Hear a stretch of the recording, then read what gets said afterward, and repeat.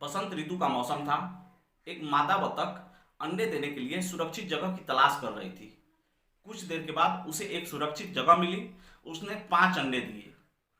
कुछ दिनों के बाद उस 5 अंडों में 4 अंडे एक सुबह फूटे और उन 4 अंडों से 4 खूबसूरत बतख के बच्चे निकले। मादा सोचने लगी कि यह जो 5वां अंडा नहीं फूटा है, हो सकता है यह देर से फूटे और इसमें मेरा सबसे प्यारा खूबसूरत बच्चा निकले। एक सुबह वह आखिरी अंडा भी फूटा, लेकिन उसमें से एक बदसूरत बतख का बच्चा निकला। मादा काफी परेशान हुई और उदास रहने लगी।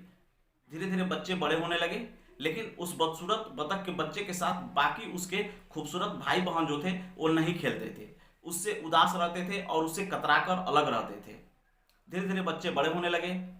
कुछ दिनों के बाद एक झील में बतख ने अपने आप को देखा। उस बदसूरत बतख ने जब अपने आप को देखा तो वह उसको रोना आ गया कि मैं इतना बदसूरत क्यों हूँ, मेरे चलते मेरे भाई बहन और मेरी माँ उदास रहती है। मैं इन लोगों को छोड़कर कहीं और चला जाऊंगा ताकि ये लोग खुश रहें। और वह यह सोचकर उस घर को छोड़कर किसी दूसरे जंगल में चला गया।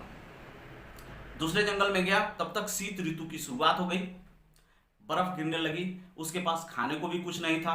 वह काफी परेशान हुआ। इधर उधर भागते हुए वह एक मुर्गी के घर गया। मुर्गी ने उसे चोंच मार के अपने घर से भगा दिया। वह किसी दूसरे बतख के घर गया। उस बतख ने भी उसको वहां से भगा दिया। वह रास्ते चलते हुए एक कुत्ता उसे दिखा, लेकिन उस कुत्ते ने भी उसे नहीं पूछा, कुछ नहीं कहा। वह काफी उदास हुआ और सोचने लगा, क्या मैं इतना बदसूरत हूं कि मुझे कुत्ता भी खाना नहीं चाह रहा है। तभी एक आदमी उस रास्ते से गुजरा और उसने उस बत्तख को उठाकर अपने घर ले गया। वहां 2-4 दिन उसके घर में रहने पर एक बिल्ली वहां उस बत्तख को परेशान करने लगी। वह वहां भी ठीक से नहीं रह पाया, फिर से वापस जंगल की तरफ चला आया। तब तक फिर से बसंत ऋतु की शुरुआत हो गई और गर्मी पड़ने लगी। वह एक झील के पास पहुंचा पानी पीने के लिए। जैसे ही झील के किनारे पहुंचा, तभी वहां एक सुंदर सी राजहंसनी उसे दिखी। उसको पहली नजर में ही उससे प्यार हो गया और वह सोचने लगा, काश यह राजहंसनी मेरी होती। तभी उसे अपनी बदसूरती का ख्याल आया कि मैं तो बहुत बदसूरत हूँ, बतख का बच्चा हूँ, यह राजहंसनी मेरी कैसे होगी।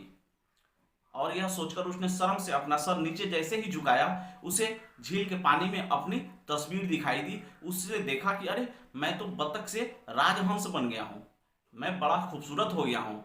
तब उसे एहसास हुआ कि मैं बतख का बच्चा नहीं, मैं राजहंस का बच्चा था और इसके चलते मेरे भाई बहन मुझसे कतराते थे। समय के साथ मैं राजहंस में परिवर्तित हो गया, मैं खूबसूरत हो गया और फिर वह राजहंसनी से शादी कर अपना जीवन खुशी खुशी बिताने लगा। दोस्तों, हमारे जीवन में भी यही अक्सर होता है।